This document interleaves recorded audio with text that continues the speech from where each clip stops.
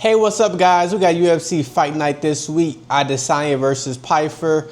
I'm breaking down every single fight. Start off the night with Alexia Thainara versus Bruna, Brazil. I got Alexia to get the victory. I think Alexia is a way better grappler than Bruna, Brazil. That's really what it comes down to. Some things that Bruna, Brazil does well is it's a concept of Bruna, Brazil. Like, she's in the fighter nerves. She's tall and lanky, so you think she should do well. But if she gets a woman that's more physical than her, which Alexia is a lot more physical than her, then she has a lot of problems. And she's shown that her last fight. If she's going against somebody who's significantly worse than her, then she'll feel more comfortable. But I just think she's not really too comfortable against women in there that's more physical than her. Alexia, she fought two good opponents. Well, Molly McCann's not the best, but she fought a good opponent her last fight. Did good against her. Was successful in the grappling department. She was successful against Molly McCann grappling as well. She is physical. She got good low kicks. She's an explosive dynamite of a woman. But I do think she gets the victory, and she even can get a finish in this fight. Next, we got Ricky Simón versus Adrian Yanez. So I have Adrian to win. Now, this is a very close fight. I'm going to start with Ricky Simón. Ricky Simón is a very powerful bantamweight. I don't like that he crashes in a lot. It helps him sometimes. He knocked out a Basharat brother doing that. But it also got him lit up against Barcelos and against Vinicius Oliveira, because sometimes he doesn't set up everything and he just wanted to close the distance and to put you on the ground. And he's a good wrestler. Now, he doesn't hold people down, which needs to be talked about. Cameron Smotherman was able to get against the fence and hold himself up a lot. And that's kind of a problem. Now, Yanez is not the best grappler in the world, but he has gotten up from the bottom in his earlier fights. Like, I'm talking about 5-6 years ago, pro fights, he has gotten up from the bottom. Now, he hasn't been tested that much on the ground. He did fight Marcos, which is a okay grappler, but he did the right things. He looked for the underhook, and he did stuff like that. The big question is, can Yanez get off the fence? I think he can. Yanez has very good low kick, and he has very good boxing. Now, if he can punish Ricky coming in, which I think he'll be able to, because Yanez he's a gunslinger. He doesn't mind standing in the pocket, taking a hit to give a hit. Ricky Simón, he has gotten a knockout or two. He's not the most dangerous guy because of his style. He's looking to grapple you rather than knock you out. Now, if you force him to fight on the feet with you, he might land a good punch here and there, but he wants to get the fight to the mat. And I believe Yanez, if he takes some steam off Simón with these low kicks like he did against Marcos and get his boxing going, I think he could do well, and I think he wins. It's a close fight, though. You know, we never know who's going to win. Next, we got Navajo Stirling versus Bruno Lopes. I got Navajo Stirling to get the victory. He is a pretty good prospect in his own right. He's going to be the taller, longer, lankier fighter. He likes fighting at broomstick range. So put a broomstick between them. No matter if they're going forward or backwards, he's going to stay within that range and be safe. Which sometimes people has criticized him for not getting finishes and being kind of boring. But that's just his style. He does have sneaky power. He got really good kicks. Snapping kicks up the middle, low kicks, body kicks. I don't see him throw a lot of head kicks. Navajo does have sneaky grappling, which I think he will have to use to get in a defensive manner this fight. Bruno Lopes, he has good pressure. He got smothering grappling, but he got rocked by a jab his last fight. So I actually think Navajo Stirling can get a finish this fight. Next fight, we got Casey O'Neill versus Gabriella Fernandes. So I got Gabriella Fernandes in this fight. Casey O'Neill, she is a little bit inactive. She's coming off some inactivity. She had good takedown defense her last fight. I do want to say that Casey O'Neill, she's a lifelong martial artist. She has good back control. I'm be honest, you get into this thing where you watch a lot of women's fights and you're gonna run into the thing where on film some males do this too, but some women wing punches. Casey O'Neal is one of the women that wings punches. I'm not trying to like talk crap about her. She does maintain distance very well, got good volume, but she's going to wing a punch. Gabriella Fernandes is going to anchor down or throw a punch. I think Fernandes is going to be more powerful. So the wrestling department is where Fernandes struggled early in her UFC career. Her last couple fights, she's been doing a little bit better. She went against the judo girl, her last fight, Julia. She did a good job of circling and getting underhooks. And I'm going to think she could do that against Casey O'Neal. I think if it's a pure stand-up fight, I'm going to favor Fernandez's ferocity, her going forward, and her power, as well as her volume to get the victory. It's another close fight. It's a women's fight. We know how those go. Next, we got Marcin Tybura versus Tyrell Fortune. Okay. I've never heard of Tyrell before this fight. I'm going to be honest. Terrell, my bad. I never heard of him before this fight. I'm going to be 100% honest. He was in the Bellator for a while.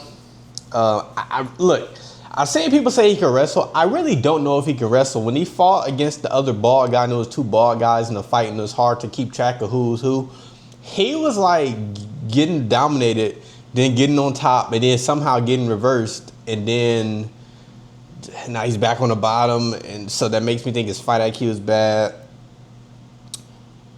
I don't know about his competition. He looked good against regional opponents. Tybura hasn't looked good. He didn't look good his last fight. He's 40. He got a good body lock takedown. He got a lot of outside volume shots. I do think he's better on the ground. But they say Tyrell, they say he's a good wrestler, so I just don't know. Because if you're looking good against regional guys, then oh well. It's a lot of people that look good against regional guys. UFC is a different level. I mean, I don't know how to break this fight down. This guy Tyrell never fought high competition. When he fought good competition, he lost. And Tybura is 40, and I don't know. And he beat Mick Parkin, which is a bad decision. But he beat Dennis, which was actually a good win, and that was like 2 years ago. But he's 40, so you can wake up feeling 40, and then the next day you're going to wake up feeling 80. I don't know. But anyways, next fight. Now we got Chase Hooper versus Lance Gibson Jr. I'm going with the Albanian-Nigerian Chase Hooper. I'm going to be honest, though. Lance Gibson has a chance. These odds are wrong. All right, let's get to it. Let's get to Nigerian Chase Hooper. His stand-up is shit. Like, his stand-up is literal shit. I like Chase Hooper. He's exciting. He got really good jiu-jitsu.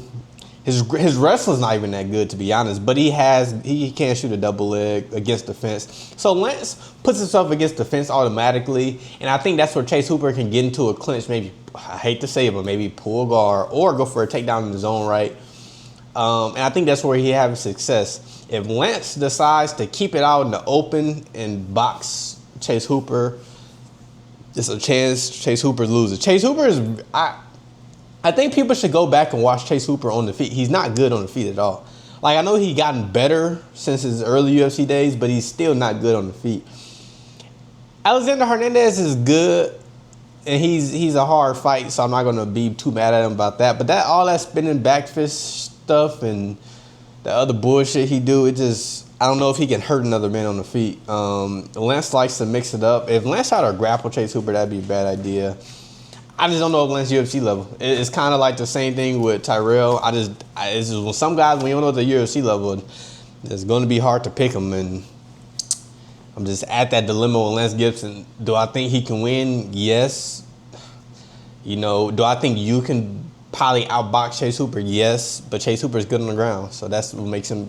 That's why he's in the UFC. That's why he's been in the UFC for a little while.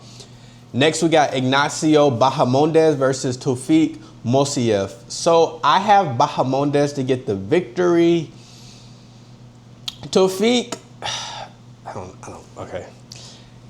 He got dominated against Orobai, which is okay. It's Orobai here. He's a great grappler. But, like, he's supposed to be, like, a knockout artist, but, like, he has knocked out guys in the regional scene. I think it's Southeast Asia, in the Asian scene. I don't think it's just for Southeast Asia. Yeah, but he had a weird fight when he fought a guy, either PFL or Bellator, and he just didn't do anything. Like, it was very patient, and he got, like, cheap kick to the body and then said it was a low shot, and it wasn't low, and he just got hurt to the body, and he kind of quit. He doesn't set up his... Okay, I'm still saying a lot of bad things, but he doesn't set up his shots. He just wings powerful overhands, which he has knocked people out with on the regional scene. It is worth to note. His wrestling is okay. Again, he got dominated by Orobai, but Orobai is very good. Top. He is a ranked fighter, so I'm not going to shit on him for that. At range, Bahamondes definitely will have the advantage. He fights on the outside. He got good long shots, good kicks everywhere, good low kicks, high kicks, body kicks. He's a very good counter fighter, counter striker, which is what you want to see against a guy who like loads up overhands. He did it good against Manuel Torres, get out of range, come back in, boom. And that was against a taller fighter. He have a way bigger height and reach advantage on Tofiq than he did against a guy like Manuel Torres. So I got Ignacio Bahamondes to get the victory. And he also got good jiu-jitsu off his back. That's worth to note. Now we got Terrance McKinney versus Kyle Nelson. Okay. This is another fight. I don't know what's going to happen. There's a lot of fights like this on here. Technically, Terrance McKinney is a better grappler than Kyle Nelson. Technically, Terrance McKinney... You know, I don't know about striking. Terrance McKinney got the explosive factor. Kyle Nelson is good all around. He liked wrestling early. He got a good low kick. But none of that shit's matter. What really matters is when Terrance McKinney come out in the first 2 minutes trying to take your head off, can you withstand it? I don't know if he can. When Kyle Nelson gets into these little exchanges, he looks a little uncomfortable. Against Terrance McKinney, might be the last person on the roster to look uncomfortable in the exchange. You have to anchor down and throw something back at McKinney, because if not, then he's going to knock you out or submit you. And if he takes you down, Terrance McKinney is a bully in the octagon. You got to be either a bigger bully or it's over, man. I got McKinney to get the victory. It's hard breaking down Terrance McKinney fights because it's like, okay, can the guy survive 2 minutes? If the answer is yes, pick the other guy. If the answer is no, pick McKinney. And I'm going to be honest, the answer is no for Kyle Nelson. I don't think he can survive 2 minutes. Look at this fight against Steve Garcia. I know Steve Garcia is a little bit higher caliber of a fighter than Kyle Nelson. But I don't know, Terrance McKinney, he could be a ranked fighter if you did 90-second fights. Terrance McKinney might be a top 5 fighter. So I got McKinney to get the victory. Now we got Mansur Abdul-Malik versus Yousri Belgaroui. Now I did not make a pick yet in this fight. I'm going to pick Malik. This is my first time making the pick. I watched the film last night, woke up this morning, watched the film. It's a good stopping point. Still didn't know what to do. I know people going to disagree with me. I'm a little bit biased. Sure, all for it. I thought he was Jacoby Smith for a long time. Like many of you, so don't shit on me. On a serious note, we're going to talk technical, but I want to just give you one concept to go with this fight. Malik has developed a lot since that Contender Series fight to his last fight. He developed a lot. He's fought in 3-round fights, made it to the 3rd round. He's paced himself. He stopped lunging in. He got a good blast double. Now, the question is, how much did he develop from his last fight to this fight? We seen that he can make drastic improvements with Eric Nixick in this corner and all the other guys at Extreme Couture. Now, Belgaroui, he has made improvements as well, but we kind of know he's a tall, lanky guy. Actually, the reach is actually the same, which is interesting. But he's very tall kickboxer. He enters the pocket and exits the pockets very well. Got a really good jab, got good knees up the body, up the middle, especially when guys are going for a takedown. Got good calf kicks, and he maintains that distance well. Mansur, Abdul-Malik, he has very big power, but he developed patience, and that's the thing that I think can win him the fight. Him being patient and not trying to just bully his way into fights. So I think that can win him the fight, especially with him having a good double leg takedown and, you know, him developing at such a rapid pace. I do think he can get the victory. Now, this is a lot of 50-50 fights on the card. This is another close 50-50 fight. Just being honest, Yousri can win. Malik can win. It's a coin toss of a fight. Now, it could be a much different fight because of the improvements Malik could have made in between the last fight to now. However, Belgaroui is no joke, so we'll see who gets the victory. Next, we got Julian Erosa versus Lerryan Douglas. So, I got Douglas to get the victory. His name's not Gunslinger for a reason. He's a very powerful gunslinger. This is why I got him to get the victory. Erosa is a little taller. He's a lot taller, a little more reach. He's unorthodox, good jiu-jitsu. He just gets into these exchanges. And this is a fighter. If it's a lot of fighters who you can get into an exchange with C-Rod. Even though C-Rod's my boy, you can get into an exchange with him. Against Milky Costa, you know, typically you don't want to get into an exchange with him. But he got into exchanges with him. Milky Costa got 2 knockouts now in his UFC career. However, Douglas, a guy you can't afford to get into exchanges with. He will literally take your head off with his hooks. And he cuts off the cage very well. Cuts off the cage, gets you where he wants you, then smashes you with hooks. And you know, to take one to give one in the Erosa strategy, that's not what you want to do this fight. And I don't know if he can take down Douglas, because Douglas, you know, he got a good takedown defense. He fought like good wrestlers. Like he fought Miles John's brother, forgot his name, something M. Johns. I should know his name, but I don't, sorry. But he's defending takedowns. Then when he know he could defend the takedown, then he goes at you, and it's not a lot that you could do to stop it. So I got Douglas to get the victory. This is his first UFC fight, so you always got to be careful for that. And Erosa's a savvy vet, so... but other than that, I think Erosa is going to get knocked out. I think Douglas wins it. Next, we got Michael Chiesa versus Niko Price. I'm going to go Chiesa in this fight. This is his last fight. This is his retirement fight. He's always in good shape. I resorted to making notes like this because like they're both older guys, and like Niko Price, his body just can't hold up at this point.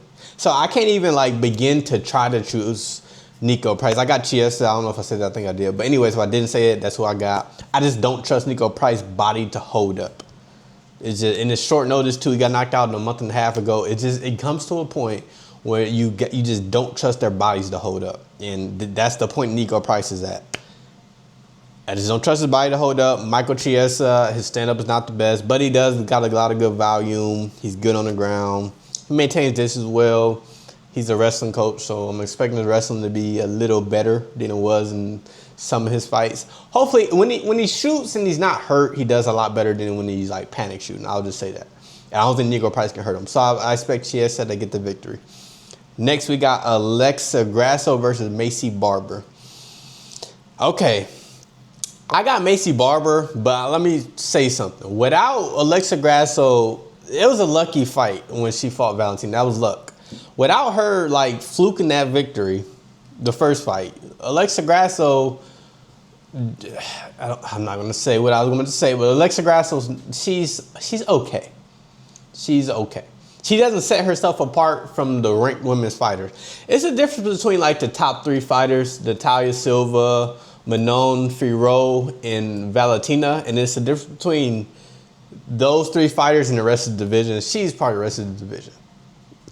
She stays on the bottom too long, and I think that's going to get her in trouble against Maycee Barber. Maycee Barber is a very gritty fighter. She's you know, she's not the most skilled fighter, I'm gonna be honest. She just used her toughness and determination to get the fight where she wants it to take place. Alexia Grasso does be on the bottom a lot. Now, what makes the fight close is Macy Barber is not good at range, and Alexia Grasso has a good jab and decent boxing. That doesn't translate to knockout. I think you got to knock out Macy Barber, like seriously hurt her and stop her from going forward. Because if you're against the fence against Macy Barber and she can take you down, it's going to be a long night for Grasso. Now, if Grasso can stop that, then she'll be good. But the reality is Grasso is on the bottom a lot. But she does have a chance. I don't want to make it seem like she don't got a chance. But this is, watch film of this fight was like an eyesore. And this is the co-main. But, you know, I'm a respect the fighters. And they're, you know, respect women. It's Women's Month, so let's go. Macy Barber. And now we got the UFC Fight Night main event. We got Israel Adesanya versus Joe Pyfer. I'm going with Israel Adesanya to get the victory. I'm not a fan of him, but I do think he gets the victory. So look, let's break down. Izzy's chinny. Everybody gonna say that? Sure, he's chinny. He fought two of the best strikers. He fought. Like, Imavov was a very, very good striker. He got knocked out. So be it. That happens.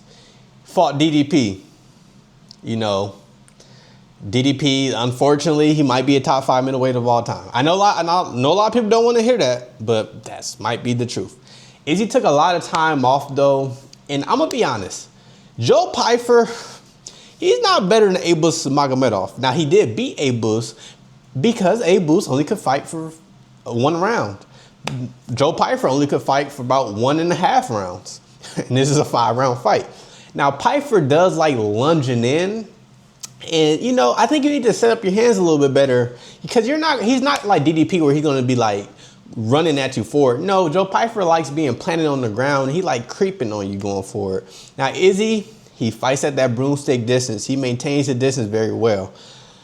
The reason why I think Izzy could get the victory, I do think, okay, Izzy could get brutally knocked out in round 1. But outside of that, Pyfer, you know, he telegraphs a lot of his shots. And if Izzy's any remnant of his old self, you don't got to be full Izzy. You just got to be a little remnant to not get punched. And if he can do that, then I do think he'll be good at seeing those shots coming and getting out of the way. I don't think Pyfer's wrestling threat is enough to like really deter Izzy from doing anything. I don't even know if Pyfer can actually take him down. Because when you close that void, what are you going to close it with, Pyfer? An overhand right into a takedown? If you can't plan for that, then Izzy probably should retire. Now, if Izzy can't make it outside of round, the halfway point of round 2, then I think he just wins the decision or breaks Pyfer late. Izzy's a talented kickboxer. He just, you know, he hit a patch where he's going against some really good fighters, some bad matchups for him. DDP, top 5 middleweight of all time. Y'all don't like to hear it, but it's the truth. And as far as Imavov, he's no more contender. Didn't get the title fight, but even Strickland beat him, which is interesting. But let's say he's number 2 contender. That's not the worst thing in the world, is it? Pyfer, I don't like the matchmaking, but hey, we're gonna see if Pyfer can get it done. The UFC is behind him. I'm not behind him. I'm really not behind Izzy either, but I do think he get the victory. But those are my full UFC Fight Night picks. Let me know what you think about it in the comments. Like, comment, subscribe. We're out.